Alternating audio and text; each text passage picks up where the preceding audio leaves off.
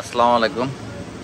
এই যে রয়্যাল এনফিল্ডের ব্রেকের প্রবলেম অনেকেই হয়তো মনে থাকতে পারে, যে যাই হোক একটা প্রবলেম পেলাম। এই দেখেন, ব্রেকে চাপ দিলেও এটা ডাবে না। এই হচ্ছে অবস্থা। লক হয় মানে এটা এত পরিমাণ টাইট যে সময়তে পকেট কাজ করতেছে, সময় কাজ করে না এই যে পকেটে। আবার লিভার চাপ দিলেও ওই যে হাতে অনেক চাপ দিলেও এটা ডাবে না।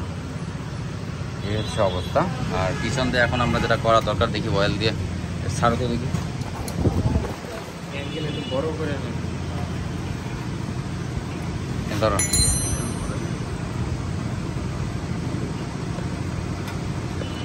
করবেন তাহলে সুন্দর হবে।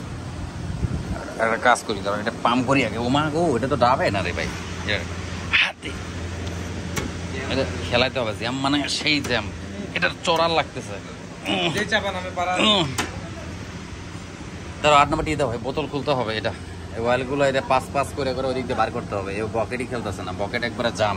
এটার উপরে এত ঠেসা দিয়ে মানে বোঝেন কি সমস্যা। এটা নিয়ে বেড়াতেছেন, চাকা জাম। এতে আপনার হচ্ছে ব্রেক হয়ে থাকতেছে, ব্রেকিং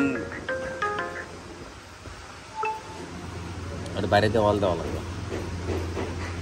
এমন চিকার মধ্যে যে বকেট বাইরে হলেও দিত, ওই নিচে দিছে সহজ। এখন ওকে তো টুল আছে ফের এগুলো না,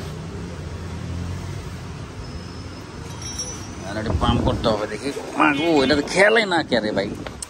হাওয়া ছেড়ে দিচ্ছি তো খেলে না, এটা চাপ দিলেও। দেখি অয়েল দাও, অয়েল দাও। এই এবার ফিউজ অয়েল দাও। ফ্রি তো করা লাগবে, সিস্টেম বুদ্ধি নাই তো, এটা সিস্টেম তো। হ্যাঁ,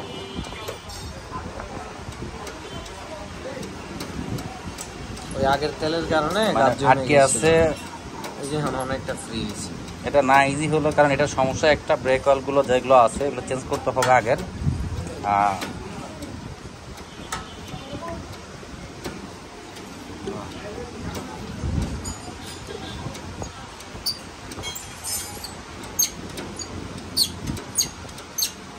এই কি বকেটের সাউন্ড নাকি? ডাবল ফোর না শোনো।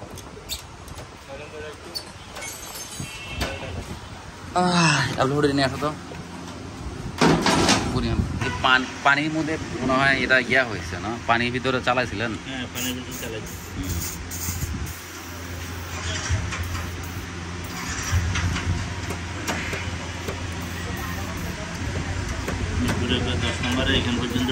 পানির মধ্যে ঢুকে গেলে যদি বকেটের এই অবস্থা হয় তো বিপদ। এটা কতবার এরকম করে করে কাজ করা যাবে বলেন?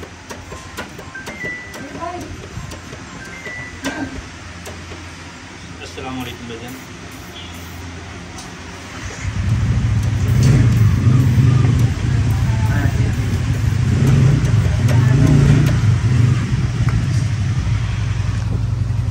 যে পরিমাণ হার্ড দাও, দাঁড়াও 1 মিনিট, তাই দাও। মোটামুটি এটা ক্লিয়ারের দিকে। যে পানি পাওয়ার পরে এই অবস্থা, পুরো লিভার টাইট হয়ে গেছে। এইরকম তো পানির মধ্যে গাড়ি যদি ঢোকে তো সমস্যা। বকেটটা যে জায়গায় দিছে তো পানিতে নামাও, দাও অয়েল দাও। এটা এখন সুন্দর করে লিভারটা খেলতেছে, এই ক্লিয়ার। এই হচ্ছে সবার যদি এরকম প্রবলেম হয় তাহলে একটা কাজ করবেন, কারণ ব্রেক অয়েলগুলো চেঞ্জ করবেন। আর ওই দিক দিয়ে আপনার পাইপ দিয়ে যে সারা দেওয়ার বুদ্ধি করবেন, আর দিক দিয়ে লিভারটা ক্রস করতে হবে, আর WD-40 মারতে হবে নিচে। তো এখন দেখেন, এই যে 1 আঙ্গুল আমরা লিভার চাপতেছে, দেখেন 1 আঙ্গুল। আগে এরকম হাত দিয়েও ওটা দাবাইতে পারি না। হালকার মধ্যে কি যে পয়েন্ট বেরে যে হার্ড হয়ে যায়। এটা কালকে রাখতে এটা নিয়ে আবার আমি বানাইয়া দেখলাম, এটা টানকি 120 এর উপর। মানে কি পরিমাণ এই লিভার পুরো এই বকেটে এই জায়গায় হার্ড হয়ে ছিল। তো আমরা এটা ব্রেক অয়েল এদিকে ঢাললাম, পাঁচ করলাম, এরপরে অয়েলগুলো বের হলো। বকেটটা একটু ক্লিয়ার যখন পাঁচ করার পরে ইজি হয়ে গেল বকেটটা। এরপরে আমরা কিছু WD-40 ছিল, এটা স্প্রে দেওয়ার পরে লিভারগুলো সাউন্ড করতেছিল, যেমন ক্লিয়ার। তো পানির মধ্যে চলে এসে সমস্যা হতে পারে সবারই। তো এই অয়েলগুলো যেভাবে করলাম এইভাবে আপনারা করলে আশা করি ব্রেক আবার আগের মতো চলে আসবে।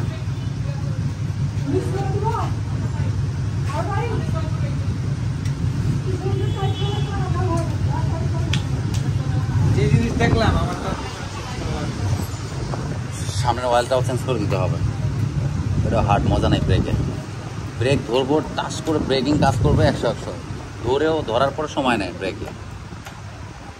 এখন এক আঙ্গুল দিয়ে দাপতেছে, এক আঙ্গুল আর এখন লাফতেও মানে দাবাইতে পারি না। না কি বুঝলেন রোগটা, বুঝছেন? এগুলো টেকনিক্যালি শোনেন, এগুলো হচ্ছে আমার কাছে এর আগেও আসছিল ব্রেকিং নিয়ে।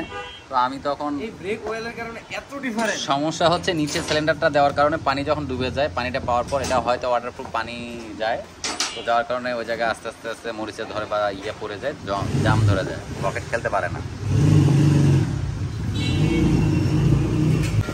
ব্রেক অয়েলটা এই হচ্ছে সিয়ারা আছে, ব্রেক অয়েল ভালো আছে। তো আসলে যা আছে সাতকার যেগুলো আছে ভালো মানে .4 একটা আপনার ব্রেক অয়েলগুলো আবার চেঞ্জ করলে, যেগুলো ব্রেকিংয়ে যেগুলো কাজ করে না, সমস্যা করে, তো অয়েলগুলো চেঞ্জ করলে ভালো। করার লাগে না এত তাড়াতাড়ি, কিন্তু কিছু করার নাই, ব্রেকিং পাচ্ছে না, যার কারণেই ঢালতে হচ্ছে।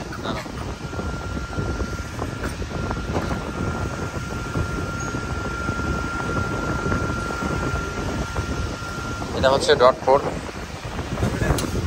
হ্যাঁ এটা লাগাও, হ্যাঁ ফাটাইতে হবে, দাঁড়াও ওটা পুরো সাইডে দিয়ে দাও। এই যা ওই নিয়ে চলে রাখো। এই যে ব্রেকটা চাপাইতে হবে আস্তে আস্তে, পকেটের সাইডটা, পকেটটা আপনার স্মুথ হয়ে গেল। দাও অয়েল ঢালো, মাঝখানে দাও না।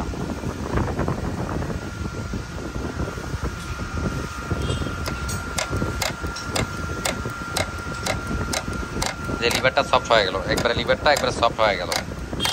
আটকা ছিল ভাবটা ব্রেকের।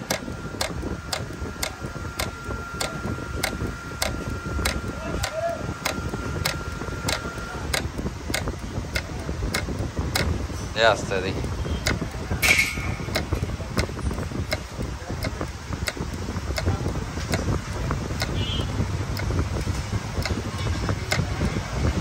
দাও, নিচে টাইট দাও।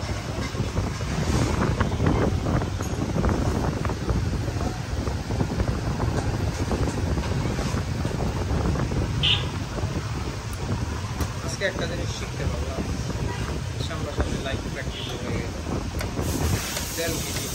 দেখছো ব্রেকটা এখন সফট হয়ে গেল, একবারে সফট। ব্রেকটা ভালো লাগাও, ব্রেকটা এখন মজা ধরো, দেখো ব্রেকটা আগে যেমন কেমন ছিল, সফট হয়ে গেল।